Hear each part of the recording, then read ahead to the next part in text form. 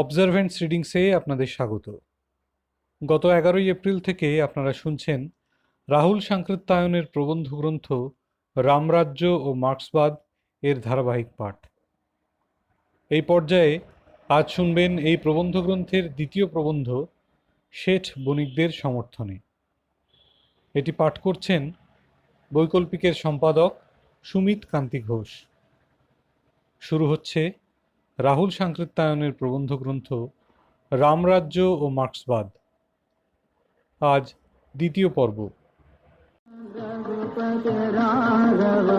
রাজা রাম পাবন সীতারাম রঘুপতি রাঘব রাজা রাম পতিত পাবন সীতারাম রঘুপতি রাঘব রাজা রাম পতিত পাবন রাহুল সাংকৃত্যায়ন বিরচিত হিন্দি গ্রন্থ রামরাজ্য और মার্ক্সবাদ এর বঙ্গানুবাদ রামরাজ্য ও মার্ক্সবাদ থেকে পড়ছি শেঠ বণিকদের সমর্থন। অনুবাদ করেছেন জ্যোতির্ময় মুখোপাধ্যায় এবং মলয় চট্টোপাধ্যায়। শেঠ বণিকদের সমর্থন। বইটির মূল উদ্দেশ্য শেঠ বণিকদের সমর্থন করা, অর্থাৎ করপাত্রী মহাশয় বিরচিত বইটির কথাই এখানে বলা হচ্ছে। এছাড়াও কালের প্রভাবে যে সমস্ত কুপ্রথা সমাজ থেকে বিদূরিত হয়েছে সেই কুপ্রথাগুলিকে সমর্থন করা, সেগুলিকে তাদের আগের জায়গায় প্রতিষ্ঠিত করবার চেষ্টা করা, নিদেন পক্ষে ওই কুপ্রথাগুলি বিনাশ হওয়ায় কয়েক ফোঁটা অশ্রু বিসর্জন করা। সামন্ত জমিদারদের সমর্থন। রাজতন্ত্র চিরকালের জন্য অস্তাচলে গিয়েছে, জমিদারি তালুকদারিও অস্তাচলগামী, কিন্তু তাতে কি শাশ্বত অনাদি অটল সনাতন ধর্ম যার পক্ষে সে ধ্বংস হয়ে গেলেই হলো, সে ধ্বংসস্তূপের মধ্য থেকেই আবার জেগে উঠবে। এই প্রত্যয় নিয়েই তো করপাত্রী মহারাজ বলেন, জমিদারি জায়গিরদারি সম্বন্ধে মার্ক্সবাদী এবং অন্যান্যদের ধারণা সর্বাংশে মিথ্যা। রাজতন্ত্রে রাজার পর রাজার জ্যৈষ্ঠ পুত্র রাজা হতেন, অন্যান্য পুত্ররা জীবন ধারণের জন্য জায়গির পেতেন। এভাবে বহু জমিদারির সৃষ্টি হয়েছে। যুদ্ধ জয়ের পর মন্দিরের নামে আচার্য এবং পণ্ডিতের পুরস্কার হিসেবে অনেক জায়গির বণ্টিত হতো। অনেকে তাদের শ্বেত ঝরিয়ে উপার্জন করা অর্থে জায়গির ক্রয় করতেন। এ সমস্ত ভূমি ভারতীয় শাস্ত্রানুসারে বৈধ। শুক্রনীতি অনুসারে বৈধ প্রভুত্ব, দাতৃত্ব এবং ধনিকত্ব তপস্যার ফল। প্রার্থিতা, দাসত্ব, দারিদ্র্য ইত্যাদি সবই পাপের ফল। কোট: স্বামিত্বং চৈব দাতৃত্বং ধনিকত্বং তপঃফলম এন স ফলো মিথ্যার্থং দাসত্বং চ দারিদ্রতা। আনকোট। কোট: শুক্র লিখেছেন যে প্রতি বছর যিনি বিনা প্রজাপীড়নে 1 লক্ষ থেকে 3 লক্ষ মুদ্রা পর্যন্ত বৈধ উপায়ে উপার্জন করেন তাকে সামন্ত বলা যায়। করুণাময় করপাত্রী মহারাজের দৃষ্টিতে শীত গ্রীষ্মে শরীর পাত করে যারা ফসল ফলায় সেই কৃষক ক্ষেত মজুরের দল পূর্বজন্মের পাপের ফল ভোগ করছে, আর তাদের শ্রমে উৎপাদিত সম্পদে যারা বিলাস ব্যসনে দিন কাটাচ্ছে তারা সকলে বিগত জন্মের পুণ্যাত্মা। তারপর শ্রীমুখের বচন। কোট: জমিদার জায়গিরদারদের ভূমি অপহরণ ব্যক্তিগত বৈধ সত্ত্বের বিপরীত। ব্যক্তিগত উৎপাদনে প্রতিযোগিতা থাকলে তা বিকাশেরই সহায়ক হয়। ক্ষেতের বিকেন্দ্রীকরণ স্বাবলম্বনের প্রতীক। আনকোট। বোধ হয় করপাত্রী মহারাজ এ যুগের নিষ্কলুষ অবতার। সেজন্যই যখন যেখানে ধর্মের ওপর আঘাত আসে তিনি ব্রহ্মতেজে জ্বলে ওঠেন। কোট: অন্যের বিষয় বৈভব ছিনিয়ে নিয়ে ধনী হয়ে যাওয়া খুবই সহজ, কিন্তু তা শাস্ত্র বিরোধী। কারণ এখানে সম্পদশালীর ঘরে জন্ম নেওয়াটা পূর্বজন্মের যোগ, তপস্যা, সুকৃতির ফল। আনকোট। কোট শুচীনাং শ্রীমতাং গেহে যোগভ্রষ্টোহ বিজায়তে। আনকোট। কোট ভূমির ওপরে সকলেরই সমান অধিকার। এটা ঐতিহাসিকভাবে প্রতিষ্ঠিত নয়। ঈশ্বর নির্মিত ভূমির ওপরে ঈশ্বরেরই সর্বৈব অধিকার ছিল।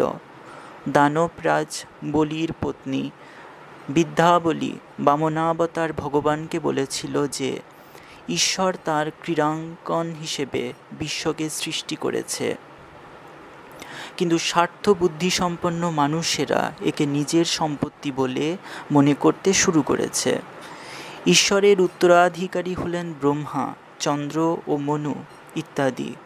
সমাজে ধর্মের নিয়ন্ত্রণ শিথিল হয়ে গেলে যে মাৎসন্যায় উপস্থিত হয়, তার থেকে পরিত্রাণ পাবার জন্য জনসাধারণই মানুষকে শাসক পদে বরণ করে।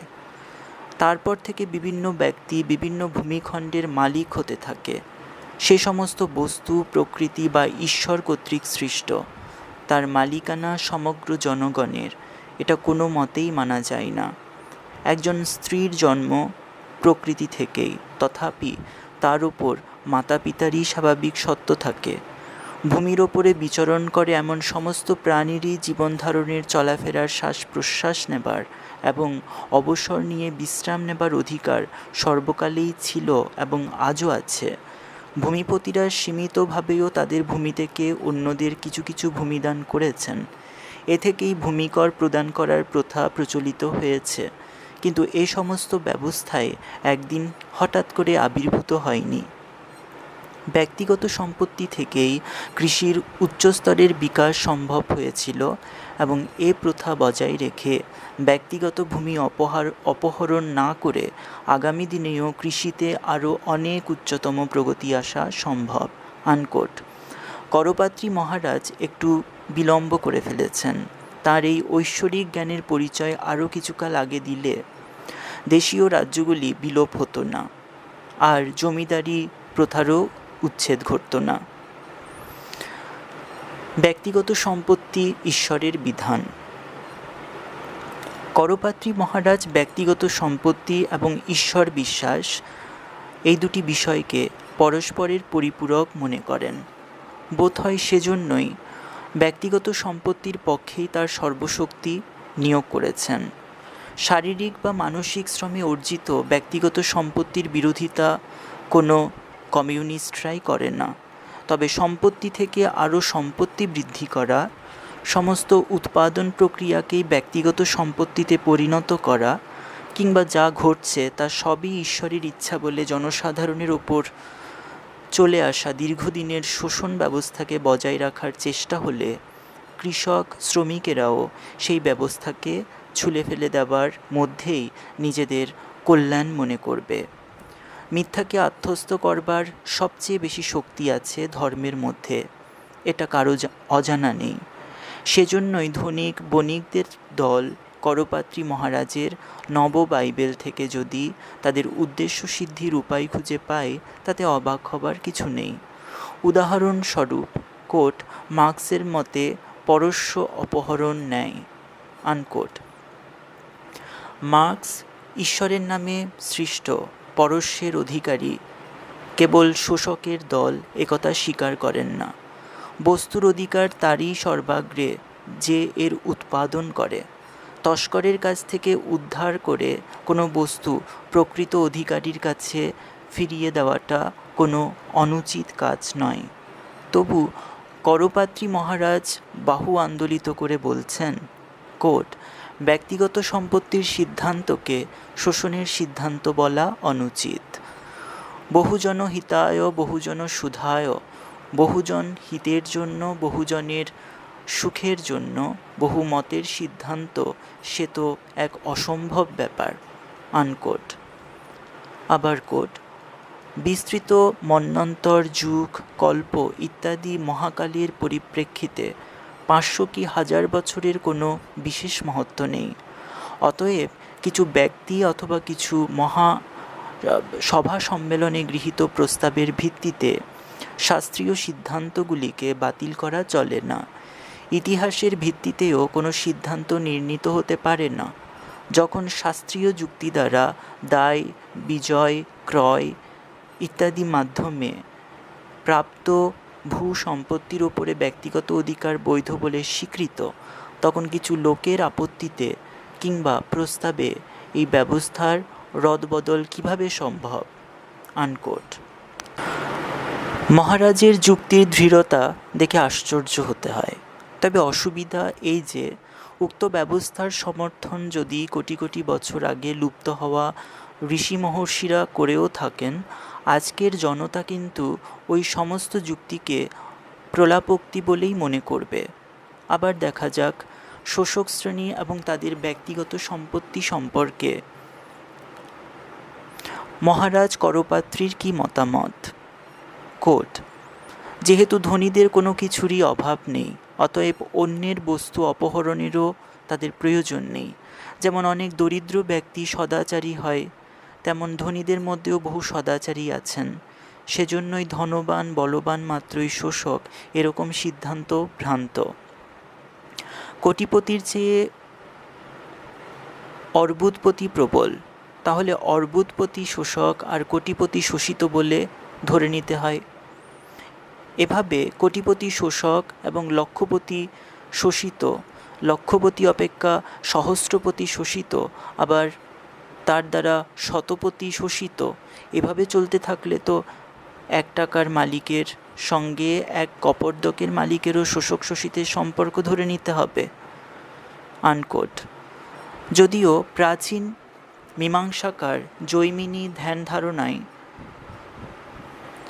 প্রতিক্রিয়াপন্থী ছিলেন, তবুও তিনি একটা কথা বলেছিলেন যে যেহেতু ভূমিতে সকলেরই অধিকার আছে, অতএব তার দান খয়রাত অসিদ্ধ।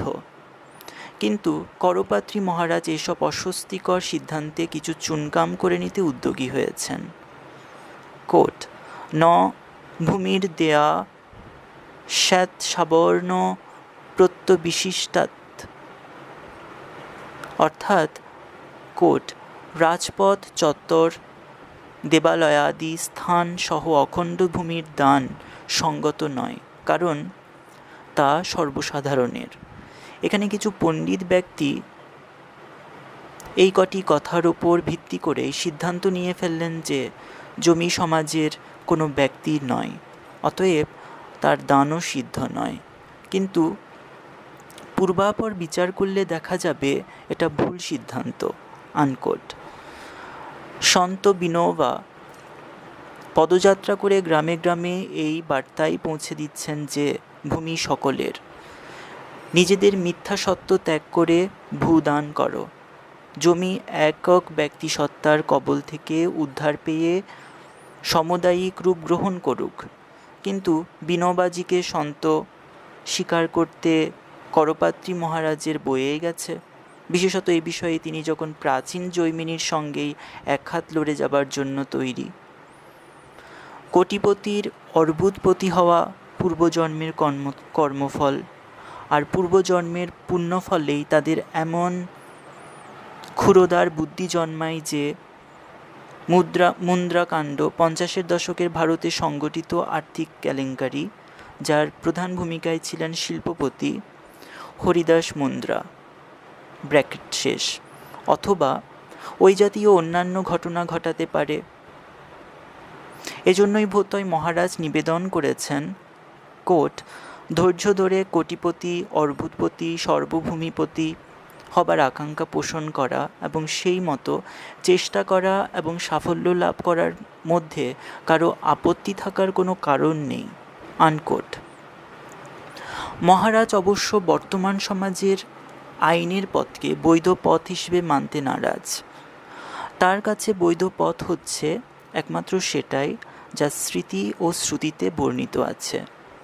বণিক শ্রেণী শ্রমিকের ওপর উপযুক্ত মূল্য না দিয়ে, রিপিট, বণিক শ্রেণী শ্রমিকের শ্রমের উপযুক্ত মূল্য না দিয়ে যে অতিরিক্ত মুনাফা লোটে, সেই সিদ্ধান্তে শ্রীমুখ নিঃসৃত বাণী হল, কোট, অতিরিক্ত আয়কে অবৈধ বা অনুচিত বলা যায় না। উদ্যোগপতিরাই এই অতিরিক্ত আয়ে হকদার, কারণ নতুন যন্ত্রপাতি কেনা, গবেষণা ইত্যাদির ব্যবস্থাও তাদেরকেই করতে হয়, আনকোট। এরপর করপাত্রী স্বামীর আশঙ্কা যে ব্যক্তিগত সম্পত্তির অধিকার না থাকলে সমাজে অনর্থ ঘটবে। কোট, ব্যক্তিগত ভূমি ও সম্পত্তির রাষ্ট্রীয়করণ হয়ে গেলে সমাজ চিরকালের জন্য পরাধীনতার শৃঙ্খলে বাঁধা পড়বে। নিজেদের সভ্যতা, সংস্কৃতি এবং ধর্মের রক্ষায় কিংবা তার বিকাশের জন্য কেউ কিছু করতে পারবে না। মুষ্টিমেয় স্বৈরাচারী কমিউনিস্টদের সিদ্ধান্তই আমাদের সভ্যতা, সংস্কৃতি এবং ধর্মকে নিয়ন্ত্রণ করবে। মধ্যবিত্ত শ্রেণীর আর কোনো ভাবনাই করতে হবে না শ্রমিকদের দারিদ্র্য মোচনের জন্য, কারণ যারা শাসন ক্ষমতায় থাকে তারা কখনোই দরিদ্র থাকে না, আনকোট। মহারাজের এবার একেবারেই বিবস্ত্র অবস্থা। অবশ্য নাগা সন্ন্যাসীরা তারই সম্প্রদায়ভুক্ত, তাই এতে হয়তো তিনি লজ্জিত হবেনও না। মজুরদের গরিব না থাকাটা তাকে বড়ই পীড়া দেয়। তাই তিনি বলছেন, ঈশ্বরের সৃষ্ট পৃথিবী ঈশ্বরের ব্যক্তিগত সম্পত্তি, তারই উত্তরাধিকার বর্তেছে তার সন্তানদের মধ্যে। এর মধ্যে সমস্ত প্রাণীই বর্তমান, কিন্তু প্রধানত দায় থেকে তারপর জয়, ক্রয়, দান, পুরস্কার ইত্যাদি রূপে ভূসম্পত্তির ওপরে ব্যক্তিগত মালিকানা প্রতিষ্ঠিত হয়েছে। নিজ নিজ কর্মফল অনুসারেই সুখ, দুঃখ এবং ব্যক্তিগত সম্পত্তির অধিকারের পরিমাণ ইত্যাদির সম্বন্ধ নির্ণীত হয়, আনকোট। আবার কোট, ভারতীয় ধার্মিক ও রাজনৈতিক শাস্ত্রসমূহে ব্যক্তিগত সম্পত্তিকে বৈধ বলে স্বীকার করা হয়েছে। বনু ইত্যাদি রচিত ধর্মশাস্ত্র, মিত্তক্ষরা রচিত নিবন্ধাবলিতে আমরা পাই যে পিতৃপিতামহের সম্পত্তিতে পুত্র পৌত্রের অধিকার জন্মগত। দায়ী হিসেবে প্রাপ্ত স্থাবর অস্থাবর সম্পত্তির মালিকানা স্বাভাবিকভাবেই পুত্র পৌত্রাদিতে বর্তায়। উত্তরাধিকার সূত্রে প্রাপ্ত, মিত্রজনের কাছ থেকে প্রাপ্ত, বিজয় দ্বারা প্রাপ্ত বা লব্ধ, শ্রম দ্বারা অর্জিত অর্থে কৃত, পুরস্কার কিংবা দান হিসেবে প্রাপ্ত সম্পত্তি বৈধ সম্পত্তি। এগুলি ব্যতিরেকে কৃষি, শিল্প, বাণিজ্য এবং সম্পত্তির আয় থেকে অর্জিত অর্থের ওপর প্রাপ্ত সুদও বৈধ সম্পত্তি, আনকোট। কোট, সপ্ত বিন্তগম্য ধর্মাদায় লাভ ক্রয়োজয় প্রয়োগ কর্মযোগশ্চ সত্যপতিগ্রহ এবচ, আনকোট। যদি কোনো ব্যক্তি তার পর্ণকুঠির এবং তার স্ত্রীর স্বামিত্বের অধিকারী হয়, তাহলে কারো ভূস্বামী হওয়াটাও কোনো অকল্পনীয় কিছু নয়, আনকোট। কোট, এক কপর্দকের অধিকারী, এক টাকার অধিকারী এবং এভাবে শতপতি, সহস্রপতি, লক্ষপতি, ক্রোড়পতিদের মধ্যেকার পারস্পরিক সম্পর্ক শুধুমাত্র শোষক এবং শোষিতের, এটা নেহাতি কল্পনা। কেবলমাত্র শোষিতকে বজায় রেখে বাকি সমস্ত শোষকের উন্মূলন বাস্তবে সম্ভব নয়, কারণ কে যে সর্বশেষ পর্যায়ের শোষিত তা নিরূপণ করা খুবই কঠিন কাজ। সমাজে সবাই থাকবে এবং কেউ কারো শোষক হবে না, পোষক হবে। বাঘে ছাগে একই ঘাটে জলপান করবে। বাঘ ছাগ উভয়েরই পৃথিবীতে বেঁচে থাকার অধিকার আছে। তারা সেই অধিকার নিয়ে পরস্পরের পোষক হয়ে জীবিত থাকুক, খাদ্য খাদক হয়ে নয়, আনকোট।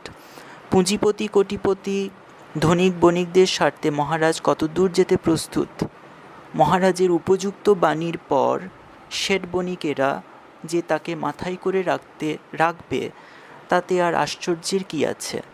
দরিদ্র মানুষের শ্রদ্ধা বিশ্বাস ভাঙিয়ে এই ধনিক বণিকদের দল এবং তাদের মোসাহেব করপাত্রী মহারাজরা কিভাবে চলেন তার এক ঝলক নমুনা দেখা যাক। কোট, প্রায়শই দরিদ্র শ্রমিক ঈশ্বরবাদী এবং ধার্মিক হয়ে থাকে। ভারতের শতকরা 100% শ্রমিকই আস্তিক এবং ধার্মিক। এরা রামায়ণ, ভাগবত এবং গীতাকে মান্য করে, সত্যনারায়ণের কথকতা শোনে, কীর্তন গায়, বোনাস, বেতন বৃদ্ধি, বিভিন্ন ভ্রাতাবৃদ্ধির লোভ দেখিয়ে কমিউনিস্টরাই এদের আন্দোলনে সামিল করে। যদি তারা জানতে পারে যে কমিউনিস্টরা শাস্ত্র, ঈশ্বর, ধর্ম কোনো কিছুকেই মান্য করে না, তাহলে ভুলেও শ্রমিকেরা এদের খপ্পরে পড়বে না। আনকোট। করপাত্রী মহারাজের রামরাজ্যে সম্পত্তি সম্বন্ধীয় ঘোষণাটি এরকম, কোট, পুঁজি, ভূমি, খনি ইত্যাদি সর্বসাধারণের নয়, এগুলির মালিকানা তাদেরই যারা বংশ পরম্পরায় তার সত্ত্ব ভোগ করে আসছে, অথবা তাদের যারা জয়, ক্রয় কিংবা পুরস্কার হিসেবে এর সত্ত্বাধিকারী। আনকোট। আবার কোট, তথাকথিত জাতীয়করণের ফলে ভূসম্পত্তি, কলকারখানা, বিভিন্ন অন্যান্য উদ্যোগ সবই সরকারের অধীনে চলে যায়, আর ব্যক্তি শাসনযন্ত্রের সাধারণ নাটবল্টুতে পরিণত হয়। আনকোট। কোট, সমস্ত সম্পদেরই জাতীয়করণ শাস্ত্র এবং ধর্মবিরুদ্ধ তো বটেই, উপরন্তু সাধারণভাবে লক্ষ্য করলেও দেখা যাবে যে এর ফলে ব্যক্তিগত স্বাধীনতা বলে কিছু আর থাকে না। তাতে ব্যক্তির বিকাশের পথ বন্ধ হয়ে যায়। ব্যক্তিগত সম্পত্তির ধারণা ধ্বংস হওয়ার অর্থই দেশে একনায়কতন্ত্রী শাসন কায়েম হওয়া। আনকোট। তাহলে ধরে নিতে হবে যে টাটা বিড়লার মতো জবরদস্ত পুঁজিপতিদের তাঁবে বিনা প্রতিবাদে মরতে মরতেও কাজ করার মধ্যেই শ্রমিকের স্বাধীনতা এবং কল্যাণ নিহিত আছে। পুঁজিপতিদের হাতের ক্রীড়ানক আমলাতন্ত্রের শাসন কি নিরঙ্কুশ নয়? এই তেলো মাথায় তেল দেওয়া ন্যায় সম্পর্কে মহারাজ কি বলবেন? তিনি তো ইতিমধ্যেই পুঁজিপতিদের স্বৈরাচারের সমর্থনে এগিয়ে এসেছেন। বস্তুত অতি সাম্য এবং অতি অসাম্য দুটো ব্যবস্থাই ত্রুটিপূর্ণ। হাতের সব আঙুল সমান হলেও অসুবিধা, আবার স্বাভাবিক অসমতার চেয়েও বেশি অসমান হলেও তদ্রূপ অবস্থা। হাত পা উদর সব সমান হওয়াটা যেমন ঠিক নয়, তেমনি হাত পা কৃশ কিন্তু উদর স্ফীত, তাহলে আমরা অনুরূপ ব্যক্তিকে ব্যাধিগ্রস্ত বলেই ধরে নিই। সেজন্য প্রয়োজন যোগ্যতা ও প্রয়োজনীয়তার কথা স্মরণ রাখা এবং অবকাশের সুযোগ রাখা। কেন্দ্রীকরণ বা জাতীয়করণের চেয়ে বিকেন্দ্রীকরণ সর্বদাই শ্রেয়।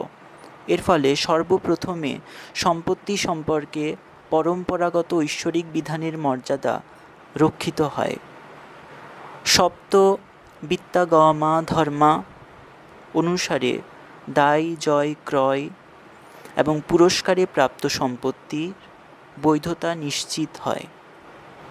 তাছাড়া সবই রাষ্ট্রায়ত্ত হয়ে গেলে মানুষ যন্ত্রবৎ হয়ে পড়ে, কাজকর্মে হৃদয়ের যোগ থাকে না, ফলে তার বিকাশও আকাঙ্ক্ষিতভাবে হয় না।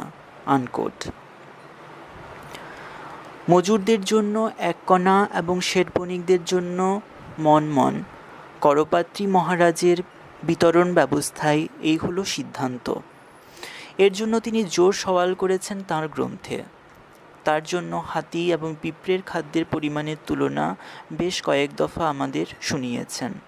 তবে এক জায়গায় না জানি কিভাবে মহারাজ কৃষিক্ষেত্রে কেন্দ্রীকরণের পক্ষে মত প্রকাশ করে ফেলেছেন। কোট, সংযুক্তভাবে যারা কৃষিকর্ম করে তাদের মধ্যেও যাদের লাঙল, বলদ, বীজ, সার, মজুর ইত্যাদির পরিমাণ আনুপাতিক হারে বেশি কিংবা কম, উৎপাদিত ফসলের বণ্টনও সম অনুপাতেই হওয়া উচিত। আনকোট। আবার কোট, ব্যক্তিগত সম্পত্তির অধিকার এক পবিত্র অধিকার। এই সিদ্ধান্তের ঔচিত্যকে প্রতিষ্ঠা না করতে পারলে শেঠ বণিকদের স্বার্থ যথাযথভাবে রক্ষিত হবে না। বোধহয় সেজন্যই এই বিষয়টিতে মহারাজ খুবই জোর দিয়েছেন। ব্যক্তিগত সম্পত্তি ঈশ্বরের বিধান এইটুকু বলেই উনি থেমে থাকতে রাজি নন। এটা পূর্বজন্মের কর্মফলের উপরেও নির্ভরশীল, এই তথ্যও তিনি আমাদের জানিয়ে রেখেছেন। কর্মানুসারে ধনী গরিব। কোনো এক পরম কুশলী ব্যক্তি এই কর্ম এবং পুনর্জন্মের তত্ত্বটিকে আবিষ্কার করেছিলেন? সন্দেহ নেই। এই তত্ত্বের আড়ালে আর্থিক বৈষম্যের বিষয়টিকে অনায়াসে ধামাচাপা দেওয়া যায়। সেই জন্যই করপাত্রী মহারাজও এই তত্ত্বের সমর্থনে জান প্রাণ সমর্পণ করে আছেন। কোট, ধর্ম অধর্মের বৈচিত্র্যের কারণেই জন্মের মধ্যেও বৈচিত্র্য দেখা যায়। আনকোট। কোট, সুখ দুঃখ সবই নির্ভর করে ধর্মের ওপরে। আনকোট। কোট, নিজ নিজ কর্মফল অনুযায়ী প্রবল দুর্বল বুদ্ধিমান নির্বোধ রূপে মানুষের জন্ম হয়। রাম রাজ্যে বাঘ ও ছাগ একই সঙ্গে জলপান করত। আনকোট। কোট, সমস্ত মানুষ পরস্পরের প্রতি প্রীতিভাবাপন্ন ছিল। স্বধর্ম এবং শ্রুতিনীতি নিরন্তর প্রবাহিত ছিল। আনকোট। কোট, কেউ কারো বৈরী ছিল না। রামের প্রতাপে বৈষম্যভাব লোপ পেয়েছিল। আনকোট। কোট, অরণ্যে কাননে গাছপালা ফুলে ফলে পরিপূর্ণ ছিল। ঐরাবত এবং পঞ্চাননও একই সঙ্গে বাস করতেন। আনকোট। কোট, ইঁদুর বেড়ালও ছিল একে অপরের হিতচিন্তক, উপকারী এবং পোষক। আনকোট। পৃথিবীতে, বিশেষত ভারতবর্ষে মোট জনসংখ্যার শতকরা 70% বেশি মানুষ অসহ্য দারিদ্র্যের জাঁতাকলে পিষ্ট হচ্ছে। কারণ মুষ্টিমেয় ধনিক বণিক গোষ্ঠী দরিদ্র শ্রমজীবী এবং কৃষকদের উৎপাদন আত্মসাৎ করে চলেছে। কিন্তু করপাত্রী মহারাজের চোখে এই কারণগুলি কিছুতেই ধরা পড়ছে না। প্রকৃত শোষকের দিক থেকে দৃষ্টি অন্যত্র সরে যায়। সেই উদ্দেশ্যে কর্মফলের দোহাই পেরেই চলেছেন তিনি। আবার কোট, কালান্তর এবং জন্মান্তরের কর্মের বৈচিত্র্যের ওপরে নির্ভর করে বর্তমান জন্মের ফলাফলের ভেদাভেদ। পূর্বজন্মের সুকৃতি দুষ্কৃতির ওপরেই এ জন্মে বৈধ ভূ সম্পত্তি লাভ ইত্যাদি ঘটে। আনকোট। কোট, শাস্ত্রানুসারে নিকৃষ্ট ধর্মের ফল হিসেবেই কিছু মানুষ বর্তমান জন্মে পর্যাপ্ত বৈধ ভূমি ও সম্পত্তি থেকে বর্জিত হয়। আনকোট। কংগ্রেসি সরকার ক্ষতিপূরণ দিয়ে জমিদারি প্রথার উন্মূলন করেছেন, কিন্তু ধর্মপ্রাণ করপাত্রী একে ঘোরতর ধর্মবিরুদ্ধ মনে করেন। কোট, জমিদার কর্তৃক কৃষকের ভূমিহরণ ব্যক্তিগত সম্পত্তির বৈধতার শাস্ত্রীয় সিদ্ধান্তের বিপরীত। ব্যক্তিগতভাবে উৎপাদনের প্রক্রিয়ায় যে প্রতিযোগিতার মনোভাব থাকে তা উদ্যোগের বিকাশ সাধনে সহায়ক হয়। রামরাজ্যবাদীরা সেই জন্যই সমস্ত বৃহৎ উদ্যোগকে বিকেন্দ্রিত করার সপক্ষে। আনকোট। এখানে বিকেন্দ্রীকরণের উদ্দেশ্য ওই উদ্যোগগুলিকে পুঁজিপতিদের হাতে তুলে দেওয়া এবং যা তাদের হাতে আছে তাকে চিরস্থায়ী করা। এই যুক্তি অনুসারে যেসব কোম্পানিকে মুন্দ্রাদের কাছ থেকে নিয়ে নেওয়াটা ধর্মবিরুদ্ধ কাজ হয়েছিল। কোট, স্বামিত্বং চৈব দাতৃত্বং ধনিকত্বং তপোফলম এনশ ফলমর্থিত্বং দাসত্বং চ দরিদ্রতা। আনকোট। শুক্র নীতিসারং, পৃষ্ঠা 366। করপাত্রী মহারাজের মতে তপস্যার ফলে ধনী প্রভু এবং দাতাগণ জন্মগ্রহণ করেছেন এবং পাপের ফলেই জন্ম হয়েছে ভিক্ষুক দাস ও দরিদ্রদের। যদি এটাই শাস্ত্রসম্মত হয়ে থাকে তাহলে এই সনাতনী বিধানের পরিবর্তন ঘটানো অত্যন্ত অন্যায় ও নিন্দনীয় কাজ হবে। অপরের বিষয় সম্পদ কেড়ে নিয়ে সুখী হওয়া খুব সহজ, কিন্তু তা হিতকারী নয়। আনকোট। শাস্ত্র বলছে, শুচীনাং শ্রীমতাং গেহে যোগভ্রষ্ট অভিজায়তে। আনকোট। গীতাতে বলা হচ্ছে, অর্থাৎ যোগভ্রষ্ট ব্যক্তিগণ সদাচার পরায়ণ ধনীদের গৃহে জন্মগ্রহণ করেন। কোট, জগতের বৈচিত্র্যের ব্র্যাকেটের মধ্যে ধনী দরিদ্র বৈচিত্র্যের জগতের বৈচিত্র্যের অর্থাৎ ধনী দরিদ্র বৈচিত্র্যের মূলে রয়েছে কর্মফল। কর্মফলই বিধান দেয় পিঁপড়ের জন্য এক কণা, হাতির জন্য এক মন। আনকোট। কোট, রামরাজ্যের দৃষ্টিতে কর্মফলানুসারে ফলাফলের সিদ্ধান্তের যে প্রশস্ত রাজপথ উন্মুক্ত আছে তা সমস্ত রকমের প্রতিবন্ধকতা শূন্য। আনকোট। এত দ্বারা নিঃসন্দেহে এটাই প্রমাণিত হয় যে কর্ম এবং পুনর্জন্ম এই হাতিয়ার এই পৃথিবীকে নরকে পরিণত করতে রামবাণের কাজ দিচ্ছে। শেঠ বণিকদের প্রকৃত প্রভু। মার্ক্সবাদীরা পুঁজিপতিদের প্রাধান্য খর্ব করে উৎপাদনের সমস্ত কৃতিত্ব মানসিক এবং কায়িক শ্রমজীবীদের দিতে চায়, কিন্তু এই সিদ্ধান্ত ঐশ্বরিক জ্ঞানের অধিকারীদের একেবারেই না পছন্দ। তাই এ বিষয়ে তাদের বক্তব্য, কোট, আধুনিক যান্ত্রিকীকরণের যুগে উৎপাদনের জন্য পুঁজি এবং শ্রম উভয়ের প্রয়োজনীয়তায় অনস্বীকার্য। বিনা পুঁজিতে শ্রমজীবীরাও কোনো কিছু উৎপাদন করতে অক্ষম। পুঁজিপতিদেরও উৎপাদন অব্যাহত রাখতে হলে শ্রমের সাহায্য চাই। অতঃপর পুঁজিপতিরা মূল্য দিয়ে শ্রমশক্তি ক্রয় করে, সেজন্যই তারা শ্রমিকদের নির্দিষ্ট এবং নিশ্চিত মজুরি দিয়েই আয়ের হকদার হয়। কোট, এভাবেই প্রমাণিত হয় সব কিছুতেই সকলের অধিকার এই ধারণা কত ভ্রান্ত। যোগ্যতা এবং প্রয়োজনানুসারে পিঁপড়ের এক কণা হাতির এক মন তত্ত্ব প্রয়োগ করেই কর্ম, মূল্য, বিশ্রাম সকলেই পেতে পারে। এভাবেই বিশিষ্ট ভূসম্পত্তির অধিকারী ব্যক্তিদের মতো মান, স্থান, রুজি, রোজগার ইত্যাদির পথ সকলের জন্যই উন্মুক্ত থাকা উচিত। আনকোট। কোট, উৎপাদন বা প্রক্রিয়ার পরিবর্তনের কৃতিত্ব পুঁজিপতিদেরই বা দেওয়া হবে না কেন? আনকোট। করপাত্রী মহারাজের শ্রীমুখ নিঃসৃত বচন বেদশাস্ত্রের চেয়ে কম মহত্বের দাবি রাখে না, কারণ পৌরুষেয় অপৌরুষেয় সমস্ত প্রাচীন শাস্ত্রই যখন তার মতের সমর্থক। কোট, বৃহস্পতি প্রভৃতি ঋষিগণ লভ্যাংশে অধিকারী, একমাত্র মালিক। আনকোট, এই মত মেনে নিয়েছেন। ভূমিকর সম্পর্কেও ঋষিদের মতামত অনুরূপ, যদিও মার্ক্সবাদীরা এসব স্বীকার করেন না। তারা প্রাচীন ইতিহাসকে প্রামাণ্য বলে মনে করেন না, কিন্তু আধুনিক মনগড়া ইতিহাসে তাদের অগাধ আস্থা। আনকোট। মহারাজের সমস্ত বাণীর উপরে টিপ্পনী কেটে লাভ নেই।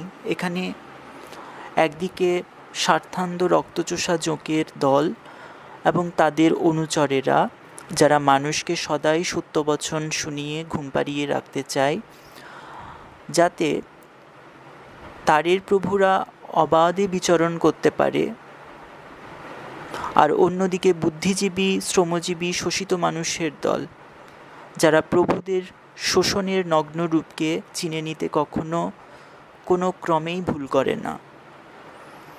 মার্ক্সের মতে কাঁচামাল এবং যন্ত্রপাতির ব্যয় দেখিয়ে আর শ্রমিকের উদ্বৃত্ত উৎপাদন মূল্যের ন্যূনতম অংশ তাদের দিয়ে বাকি সমস্ত অংশই পুঁজিপতিরা আত্মসাৎ করে নিচ্ছেন। রিপিট, মার্ক্সের মতে কাঁচামাল ও যন্ত্রপাতির ব্যয় দেখিয়ে আর শ্রমিকের উদ্বৃত্ত উৎপাদন মূল্যের ন্যূনতম অংশ তাদের দিয়ে বাকি সমস্ত অংশই পুঁজিপতিরা আত্মসাৎ করে নিচ্ছেন। এর উত্তরে করপাত্রী মহারাজ বলেন, কোট, লাভ কিংবা মুনাফা শুধুমাত্র পরিশ্রমের দ্বারা অর্জিত হয় না, এটা অর্জিত হয় শ্রম এবং কাঁচামালের সমন্বয়ে। যেভাবে উচিত মূল্য দিয়ে পুঁজিপতিরা কাঁচামাল কেনে, অনুরূপভাবেই উচিত মূল্য দিয়ে তারা শ্রমও কেনে।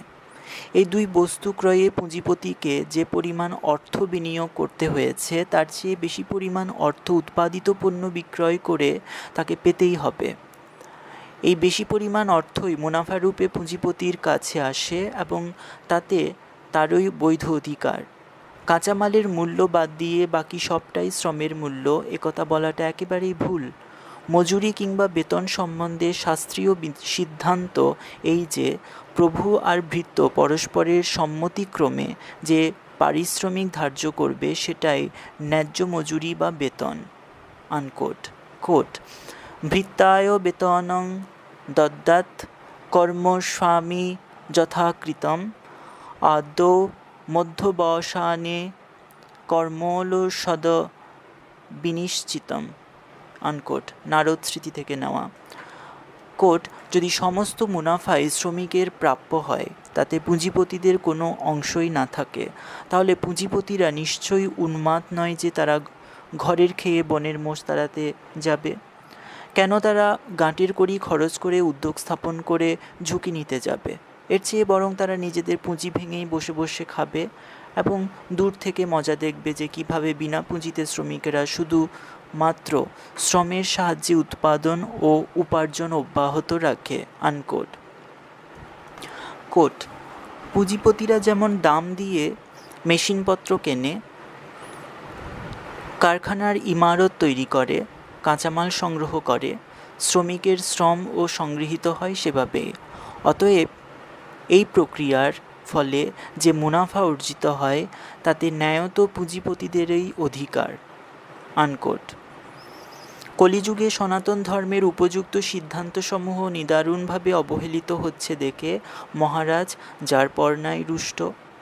শুধুমাত্র মজুরিতে সন্তুষ্ট থাকব না, মজুরি যে দেয় তার সমস্ত সম্পত্তির মালিক আমি হয়ে যাব, এরকম ভাবনা দস্যু তস্করের দানবীয় মনোভাব, ন্যায় বিচার নয়।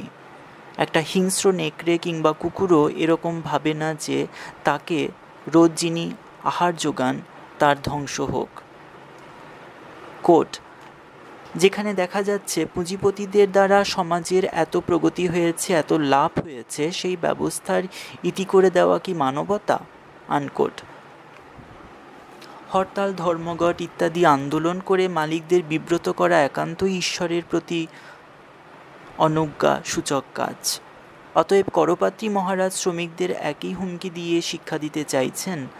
কোট, শুধুমাত্র লাঙল চালানোটাই কাজ নয়, একটা বিরাট উদ্যোগের কর্মকাণ্ড পরিচালনার কাজটাও গুরুত্বপূর্ণ। আনকোট। সম্প্রতি মুন্দ্রা এবং ডালমিয়াকে এ ধরনের গুরুত্বপূর্ণ কাজ করতে দেখেছি। অন্যের শ্রমের বিনিময়ে বিলাসে জীবন কাটানো আর ফটকাবাজিতে কোটি কোটি টাকার হেরফের করা, এ কি সহজ কাজ?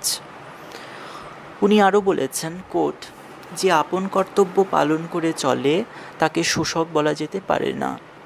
শ্রমের মালিকরাই যদি লভ্যাংশের সবটুকু দাবি করে, তবে উৎপাদনের অন্যান্য উপায়ের মালিকেরাও সেই দাবি করবে না কেন? লভ্যাংশে তাদের অধিকারকেও স্বীকার করে নিতে হয়। আনকোট। শ্রমিকদের দাবি মিথ্যা। যখন মুনাফায় পুঁজিপতিদের অধিকার ধর্ম এবং ঈশ্বর দ্বারা নির্দিষ্ট এবং স্বীকৃত, রিপিট, যখন মুনাফায় পুঁজিপতিদের অধিকার ধর্ম এবং ঈশ্বর দ্বারা নির্দিষ্ট এবং স্বীকৃত, অথচ বর্তমানের শ্রমিকেরা তাতে নিজেদের অধিকার দাবি করছে, এ অবস্থায় করপাত্রী মহারাজের মতো ধর্মপ্রাণ ব্যক্তি যে বিচলিত হয়ে উঠবেন তাতে আর সন্দেহ কী? তাই তো তিনি বলছেন, কোট, পুরাণে এরকম অনেক উদাহরণ পাওয়া যাবে যেখানে ভৃত্য প্রভুর জন্য প্রাণ পর্যন্ত বিসর্জন দিতে তৎপর হয়েছে। যার নুন তারা খেত, আমৃত্যু তার প্রতি বিশ্বস্ত থাকত, কৃতজ্ঞ থাকত। নেমক হারামিকে তারা ঘৃণ্য পাপ বলে বিবেচনা করত। আনকোট। কোট, হরতাল, মিছিল, সমাবেশ ইত্যাদির সাহায্যে উত্তেজনা বৃদ্ধি করে শ্রমিকদের ভাঙচুর করতে উৎসাহিত করা হচ্ছে। আনকোট। কোট, উৎপাদন সামগ্রীর ওপরে যদি মানুষের ব্যক্তিগত অধিকার বৈধ হয়ে থাকে তবে তার ধ্বংস সাধন করা এবং সমাজ ও রাষ্ট্রের নামে কিছু স্বৈরতন্ত্রীর হাতে সমস্ত উৎপাদন ক্ষমতা চলে যাওয়া কখনোই কাম্য নয় এবং উচিত নয়। আনকোট। কোট, বস্তুত যে শ্রমিকদের দল পারিশ্রমিকের বিনিময়ে শ্রম বিক্রি করে দিয়েছে এবং তাদের কি অধিকার আছে উৎপাদন সামগ্রীর মালিকানা দাবি করার? শাস্ত্র ফলং প্রয়োক্তরি তল্লক্ষণত্বাৎ। আনকোট। মীমাংসা জৈমিনী থেকে নেওয়া। করপাত্রী মহারাজ মীমাংসা সূত্রের উল্লেখ করে বলছেন, যজ্ঞের সমস্ত কর্মকাণ্ড এবং প্রক্রিয়ায় ঋত্বিক পুরোহিতদের দ্বারা সম্পন্ন হয়, কিন্তু যজ্ঞের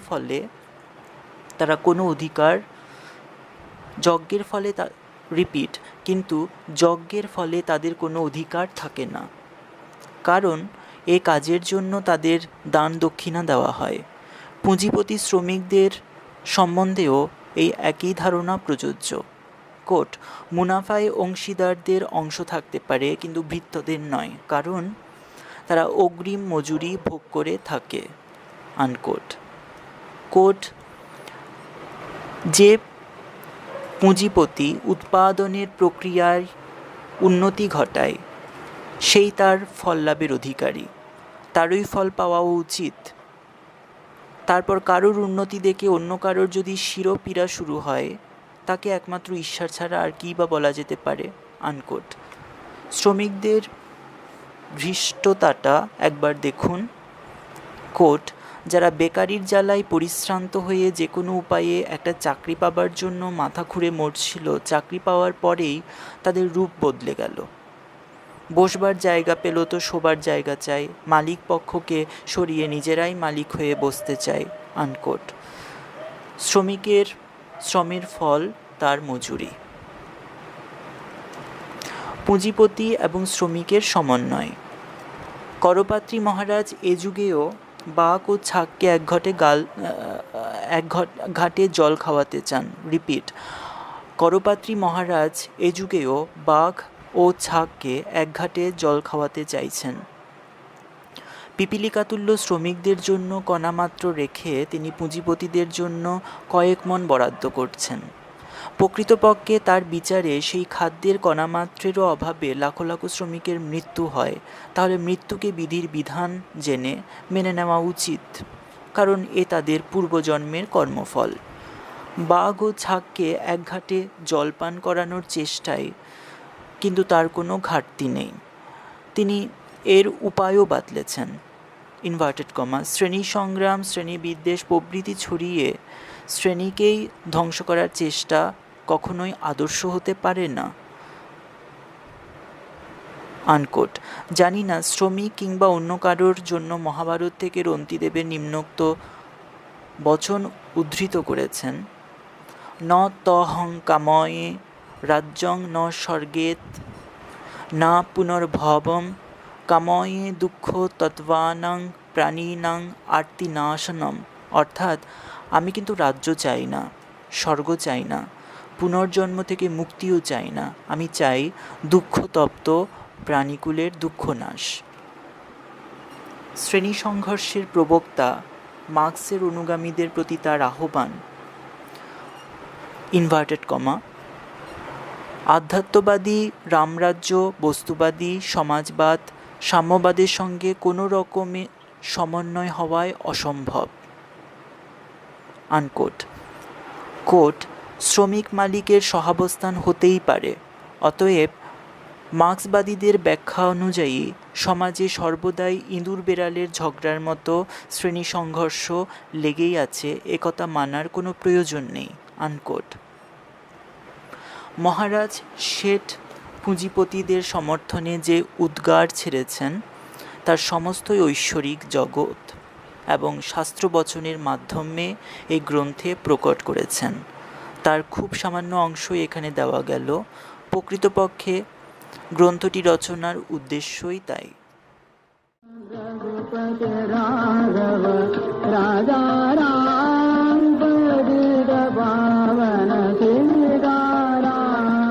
रघुपति